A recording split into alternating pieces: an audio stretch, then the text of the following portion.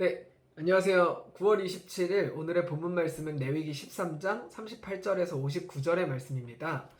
오늘의 본문 말씀은 2021년 우리가 지겹게 겪고 있는 전염병에 관한 이야기입니다. 과학이 이제 발달한 시대도 아니고 의료기술이 발달한 문명도 아니었지만 전염병에 관한 사람들의 인식은 예전이나 지금이나 아주 극도로 조심스럽게 반응하고 있는 것 같습니다. 이제 몇 년 전부터 코로나라는 바이러스로 인해서 우리는 지금까지 겪어보지 못한 전염병과 싸우고 있죠. 그저 독감이나 감기처럼 한철 유행하고 지나갈 바이러스인 줄 알았더니 벌써 몇 년째 다 같이 고생하고 있습니다.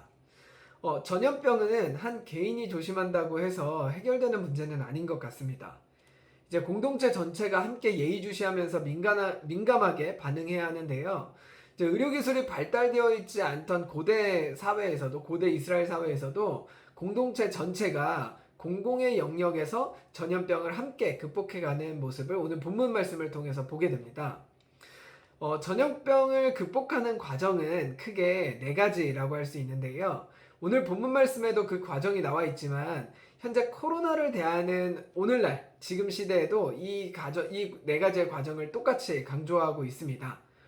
첫 번째 과정은요, 바로 빠른 진찰입니다. 전염병이 발생했을 때 초기에 발견하는 것이 굉장히 중요하잖아요.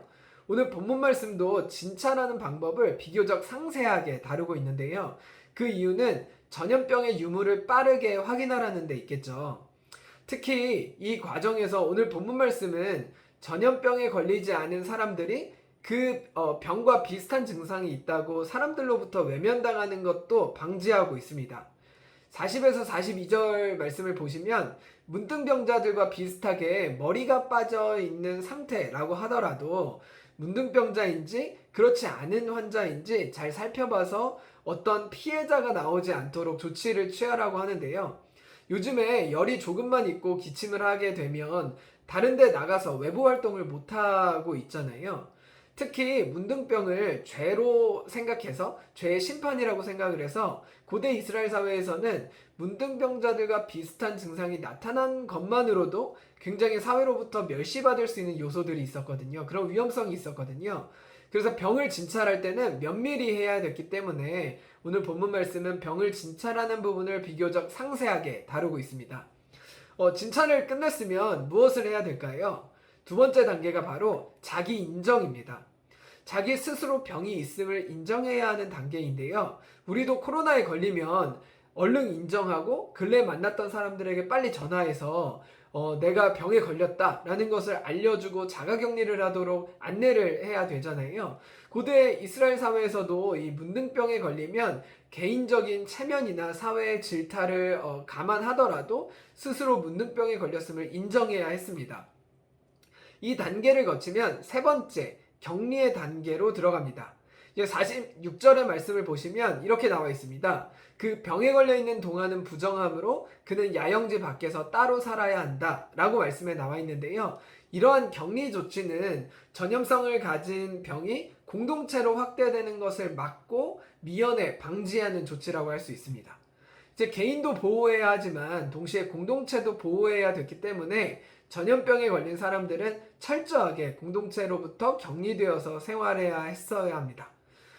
그러나 공동체로부터 격리는 완전히 끝이나 단절을 의미하는 것이 아니라 공동체원들은 그 사람이 회복되어졌을 때 언제든 다시 받아줄 준비를 하고 있어야 되는데요. 한번 낙인 찍어서 그 사람을 평생 사회로부터 단절시키거나 사람들과의 관계로부터 단절시키는 것이 아니라 다시 치유되고 공동체원으로 회복되어지는 것을 성경은 강조하고 있습니다. 이렇게 진찰, 자기 인정, 격리, 치유의 과정은요, 예나 지금이나 전염병을 고치는데 필요한 필수적인 요소라고 할 수 있는데요. 그런데 레위기는 단순히 병을 분별하고 고치는 그런 의학적인 성경 말씀이 아니라 세상으로부터 분별되어서 죄로부터 멀어지고 하나님께 가까워지는 거룩의 과정을 담고 있는 성경 말씀이기 때문에 저희는 오늘 본문 말씀을 죄와 연결해서 생각해 볼 수가 있을 것 같습니다. 그 당시에 문둥병은 죄의 심판이라는 인식들이 있었거든요. 그래서 문둥병을 치유하는 과정이라는 의미는 죄로부터 회개하는, 죄로부터 치유되는 과정이라고 할 수 있을 것 같습니다. 죄도 전염병과 같은 부분들이 많이 있습니다. 먼저는요, 개인을 죽이고 그리고 다른 사람들에게 전염이 되어서 공동체를 죽여가는, 공동체를 파괴해간다는 그런 비슷한 부분들이 많은데요. 문둥병과 마찬가지로 아주 전염성이 큰 게 바로 죄입니다.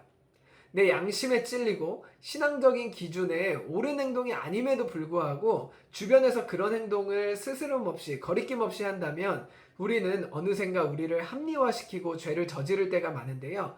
그럴 때 앞서 말한 이 네 가지의 과정, 네 가지의 단계가 필요합니다. 하나님 말씀에 나를 비추어서 나의 죄를 빨리 진단하는 것, 죄를 스스로 인정하는 것, 죄로부터 격리되어서 나와 공동체를 보호하는 것, 그리고 마지막으로 그 죄를 다시 범하지 않도록 나를 치유하는 것.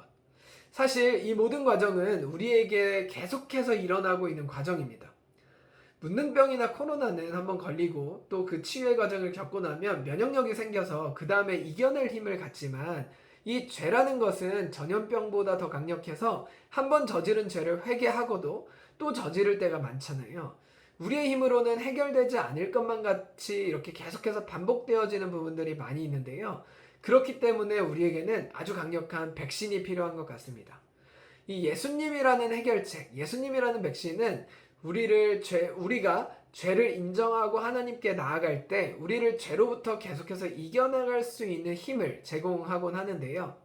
우리가 바이러스가 아무리 강해 보이고 아무리 전염력이 강해 보이고 우리가 이겨낼 수 없는 것처럼 보인다 할지라도 우리가 그 죄를 인정하고 하나님께 나아갈 때 우리는 그 죄를 조금씩 이겨내갈 수 있는 힘을 얻게 되는 것 같습니다. 백신은 결국 예수님은 우리를 죄에서 건져내셨고 이미 승리하신 전쟁을 우리가 하게 만들어 주셨기 때문에 우리가 그 예수님의 말씀에 비추어서 하루하루 한 걸음 한 걸음 나아갈 때 우리는 우리가 저지르고 있는 죄에 대해서 이겨나갈 수 있는 힘을 얻는 것 같습니다. 오늘 하루도 죄로부터 격리되지 못해서 힘들어하고 있는 분들이 계시다면 다시 한번 나의 죄를 인정하고 하나님께 바라봄으로 그 죄로부터 자유함을 얻고 또 하나님의 도우심을 간구하는 그런 복된 하루가 되셨으면 좋겠습니다. 오늘도 말씀 나눠주셔서 너무 감사하고요. 오늘 하루도 행복한 하루가 되시기를 소망합니다. 감사합니다.